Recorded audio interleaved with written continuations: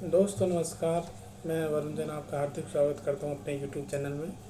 जैसा कि आपने देखा, मैंने कुछ क्वेश्चन पहली वीडियो में बताए थे आपको, और नए क्वेश्चन इस प्रकार हैं, मैं आपको बताने जा रहा हूं। जैसे पहला क्वेश्चन है, translator for low level programming language were termed as. इसका सही आंसर है असेंबलर। जो लो लेवल प्रोग्रामिंग लैंग्वेज में ट्रांसलेटर यूज़ में लिया जाता है वो है assembler.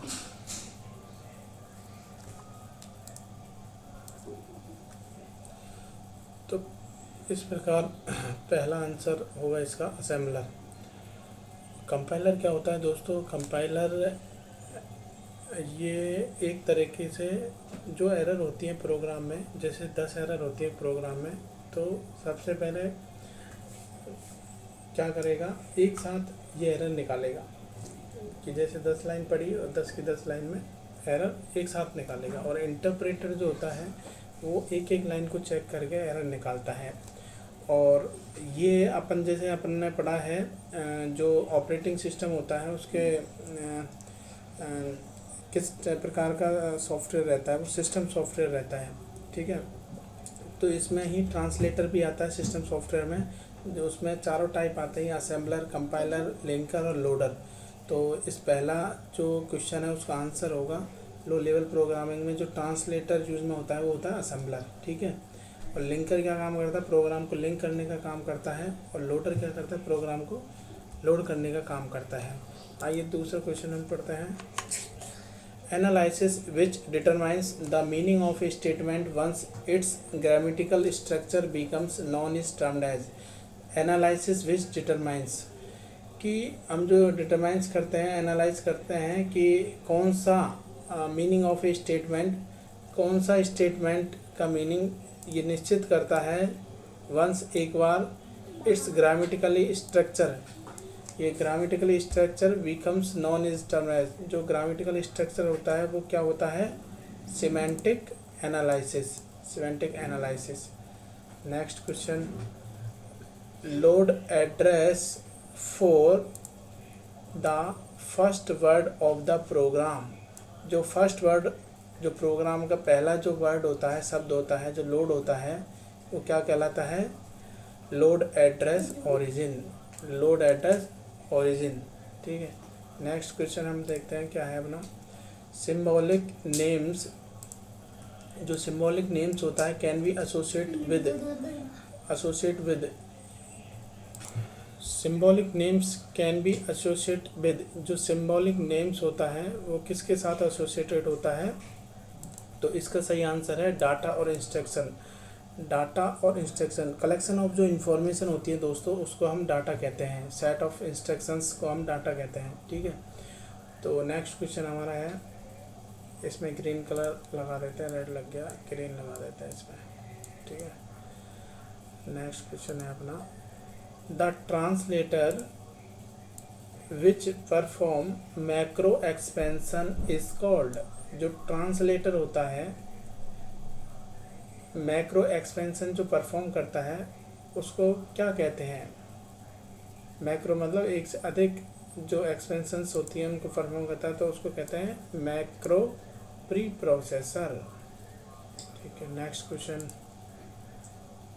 Cell is the exclusive feature of. जो सेल है किसका एक्सक्लूसिव फीचर है, विशेषता है?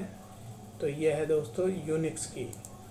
यूनिक्स, ये दो जो है एक एक्स्ट्रा आ गया है, इसको हम हटा देते हैं, कोई बात नहीं, हटेगा नहीं।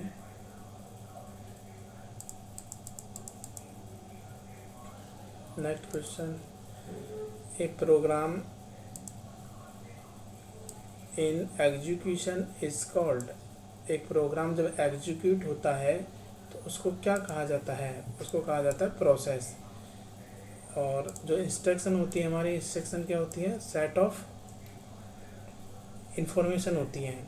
ठीक है, और प्रोसीजर, फंक्शंस जो होते हैं, प्रोसीजर्स जो होते हैं किसी प्रोग्रामिंग लैंग्वेज में, जो फंक्शंस और प्रोसीजर्स यूज़ में लिए जाते हैं। बहुत सारे फंक्शंस और प्रोग्रामिंग में प्रोसीजर्स होते हैं जिसको हम यूज़ में लेते हैं, जैसे कि कोई हमें प्रोग्राम बनाना है, जैसे सपोज़ कीजिए कैलकुलेटर बनाना है, तो कैलकुलेटर में हम प्रेस करते हैं कि 5 + 2 कितना होना चाहिए, 7। तो हम उस पर कमांड कोडिंग करेंगे और उस पर फंक्शन अप्लाई करेंगे कि भाई हम 5 क्लिक करें और प्लस का साइन जब क्लिक करें और 2 का प्लस 2 करें हम प्लस, तो इक्वल टू क्या आना चाहिए, 7 ही आना चाहिए। ऐसा नहीं कि मतलब करें प्लस और आ जाए मल्टीप्लाई। तो वो जो फंक्शन है वो बहुत बड़ी भूमिका निभाते हैं प्रोग्रामिंग लैंग्वेज में, ठीक है। नेक्स्ट क्वेश्चन हम देखते हैं क्या है। नेक्स्ट क्वेश्चन है आपका, interval between the time of submission and completion of the job is called. Interval, जो आपका इंटरवल है, इंटरवल आप समझ ही रहे हो कि जो आपका एक तरीके से जो थोड़ा सा रेस्ट मिलता है between the time of submission, किसके बीच में, time of submission and completion, जो मतलब सबमिट होता है और कंप्लीट होता है कोई भी जॉब, ठीक है। तो उसके बीच का जो टाइम होता है, उसके बीच का जो टाइम होता है वो क्या कहलाता है, turn around time. Turn around time exam की दृष्टि से बहुत ही महत्वपूर्ण क्वेश्चन है ये, तो इसको आप याद रख लेना, नोट कर लेना ज़रूर, ठीक है। नेक्स्ट क्वेश्चन हम आपके सामने पढ़ रहे हैं, the scheduling is which CPU is allocated to the process with least CPU burst time is called। दोबारा पढ़ लेते हैं इस क्वेश्चन को। The scheduling in which CPU is allocated to the process, जो शेड्यूल होता है, कौन सा शेड्यूल CPU को अलोकेट करते हैं to the process with least CPU burst time, मतलब CPU का जो वर्स्ट टाइम होता है उसके लिए, तो उसको अपन जो कहते हैं उसको क्या कहते हैं, SJFS, मतलब शॉर्टेस्ट जॉब फर्स्ट शेड्यूलिंग। इसको शॉर्टकट में भी अपन लिख सकते हैं SJFS,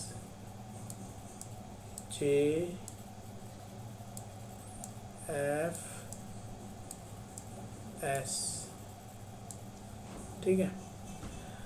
और नेक्स्ट क्वेश्चन है अपना आज का, ए शेड्यूलर विच सेलेक्ट प्रोसेस, एक शेड्यूलर होता है जो कौन सी प्रोसेस सेलेक्ट करता है फ्रॉम द सेकेंडरी स्टोरेज, जो अपनी हार्ड डिस्क होती है, सेकेंडरी मेमोरी होती है, उसमें से कौन सी प्रोसेस को सेलेक्ट करता है शेड्यूलर। देखो जैसे यहाँ पे है सेकेंडरी मेमोरी, तो सेकेंडरी मेमोरी आपको पता होगा, रोम जो है सेकेंडरी मेमोरी का पार्ट होता है, हार्ड डिस्क जो होती है अपनी वो सेकेंडरी मेमोरी होती है स्टोरेज, एक होती है रैम जो होती है primary memory, random access memory. Primary memory में डेटा जो है अपना टेम्परेरी स्टोर होता है। तो सेकेंडरी मेमोरी आपको समझ में आ गई होगी क्या होती है और प्राइमरी मेमोरी क्या होती है। प्राइमरी मेमोरी में डेटा कुछ समय के लिए स्टोर होता है, जब हम कंप्यूटर को चालू करते हैं उस समय डेटा जो है हमारा सेकेंडरी मेमोरी से उठ के प्राइमरी में आ जाता है, जो भी हमें रिक्वायरमेंट होती है जिस डेटा की, वो डेटा हमारे पास प्राइमरी मेमोरी में आ जाता है। और जो हम काम करते हैं कंप्यूटर में, ठीक है, तो वो डेटा तब तक रहता है और फिर कंप्यूटर बंद करने पे वो डेटा वापस सेकेंडरी मेमोरी में चला जाता है, लॉस्ट हो जाता है प्राइमरी मेमोरी से, ठीक है। यह आपको समझ में आ गया होगा। इसका जो आंसर है मीडियम टर्म शेड्यूलर है, ठीक है। शेड्यूल जो सेलेक्ट करता है प्रोसेस को सेकेंडरी मेमोरी में, तो मीडियम टर्म शेड्यूलर, ठीक है। और पहली वीडियो में हमने जो 10 क्वेश्चन पढ़ाए थे वो आपको समझ में आ गए होंगे। अगर आप चाहो तो एक बार दोबारा रिवीजन करवा देते हैं, उसमें कोई नहीं आया समझ में। A computer communication technology that provides a way to interconnect multiple computer across short distance. कम दूरी के लिए जो एरिया यूज़ में लिया जाता है वो कौन सा होता है, नेटवर्क। वो होता है अपना लोकल एरिया नेटवर्क, जिसमें आपस में कनेक्ट होते हैं एक से अधिक कंप्यूटर, जैसे एक कोचिंग क्लासेज में कोई लैब, ठीक है, कम या फिर कोई एक ही बिल्डिंग के अंदर 10 कंप्यूटर आपस में कनेक्ट हैं, छोटा एरिया जो रहता है उसमें एक कमरे के अंदर हम लैन एरिया नेटवर्क क्रिएट कर सकते हैं, ठीक है। वाइड आपको पता ही है, वर्ल्ड वाइड एक देश से दूसरे देश में आपस में कनेक्ट हो सकते हैं कंप्यूटर। मैन जो है अपना एक सिटी से दूसरी सिटी में कनेक्ट करने के लिए मेट्रोपॉलिटन एरिया नेटवर्क। वायरलेस होता है, बिना वायर के होता है ये, ठीक है। एक और नेटवर्क होता है पैन, प्राइवेट एरिया नेटवर्क, ठीक है। एक दोस्तों एक और शब्द है जो बहुत ही एग्जाम की दृष्टि से महत्वपूर्ण है, इंट्रानेट। इंट्रानेट और इंटरनेट में क्या फ़र्क है? इंटरनेट तो होता है वर्ल्ड वाइड, और जो इंट्रानेट होता है वो एक कंपनी अपना खुद का प्राइवेट नेटवर्क बनाती है इंटरनेट, जो अब उसके ऑफिस के लिए ही यूज़ में लिया जाता है, जो हैक नहीं हो सकता। ठीक है। इंटरनेट पे हम किसी साइट को चला रहे हैं तो उसके हैक होने के चांसेस भी रहते हैं, हालांकि सिक्योरिटीज़ रहती हैं बहुत सारी, लेकिन इंट्रानेट और इंटरनेट में यही फ़र्क है कि इंटरनेट तो क्या पूरा वर्ल्ड वाइड नेटवर्क होता है, और इंट्रानेट पर्सनल यूज़ के लिए बनाया जाता है। ठीक है। सेकंड क्वेश्चन हमने पढ़ा था, which of the following is a platform free language. जो प्लेटफॉर्म फ्री लैंग्वेज है वो कौन सी है? जावा। इससे पहले चलती थी अपनी सी प्लस प्लस, फिर सी, ठीक है, और फोर्ट्रान, बेसिक, बहुत सारी लैंग्वेज थी। जावा कोर जावा भी आ चुकी है। ठीक है। नई नई लैंग्वेज चल रही हैं अभी, PHP चल रही है अभी। ठीक है। और कुछ वेबसाइट वगैरह के लिए ASP भी होती है, ASP.NET। ठीक है। और तो एंड्रॉयड डेवलपमेंट चल रहा है, तो एंड्रॉयड डेवलपमेंट बहुत तेज़ी से चल रहा है। तीसरा क्वेश्चन इसमें है, which of the following is not an script language. जो स्क्रिप्ट लैंग्वेज नहीं है, इन चारों ऑप्शंस में से कौन सी नहीं है? पोस्ट स्क्रिप्ट लैंग्वेज नहीं है, क्योंकि HTML एक स्क्रिप्ट लैंग्वेज है, XML जो है एक स्क्रिप्ट लैंग्वेज है, जावा स्क्रिप्ट भी एक स्क्रिप्ट लैंग्वेज है। और डिजिटल सिग्नेचर जो होता है वो एक इनक्रिप्टिंग फॉर्म में होता है, इनक्रिप्ट इंफॉर्मेशन होती है। A computer system that permits multiple user to run program at a same time. जो अनुमति देता है कंप्यूटर सिस्टम मल्टीपल यूजर को प्रोग्राम को रन करने के लिए सेम टाइम पर, उसको क्या कहते हैं? Multitasking system. Mechanism to protect private network from outside attack. जो बाहरी आक्रमण होते हैं नेटवर्क सिस्टम पे कंप्यूटर के लिए, उससे प्रोटेक्ट रखने के लिए हम क्या यूज़ में लेते हैं? फायरवॉल। एंटीवायरस भी हम यूज़ में लेते हैं, मैकेफे और अपना क्विक हील, बहुत तरीके के अपने एंटीवायरस होते हैं। ठीक है। A device that forward data packet from one network to another network. जो एक नेटवर्क से दूसरे नेटवर्क पर जो डेटा सेंड किया जाता है उसके लिए हम क्या यूज़ में लेते हैं? स्विच। ठीक है। नेक्स्ट क्वेश्चन क्या है अपना, tools that is use to transfer data files among computers. Data files जो सेंड की जाती हैं, ठीक है, पैकेट्स के रूप में, डेटा के रूप में इंटरनेट पर, वो जो है कौन सा टूल यूज में लिया जाता है? उसके लिए TCP, ट्रांसमिशन कंट्रोल प्रोटोकॉल।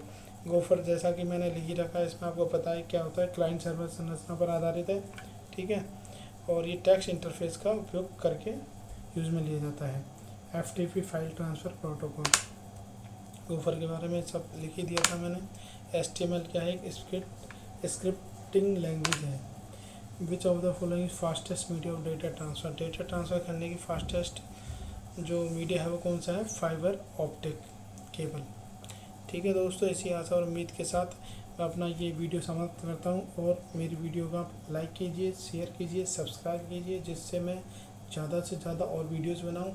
और कमेंट में मुझे ये भी बताइए कि और किस पर वीडियो बनाना है जो आपको ज़रूरत है, तो मैं उस पर वीडियो बनाऊँगा। So thank you, bye bye.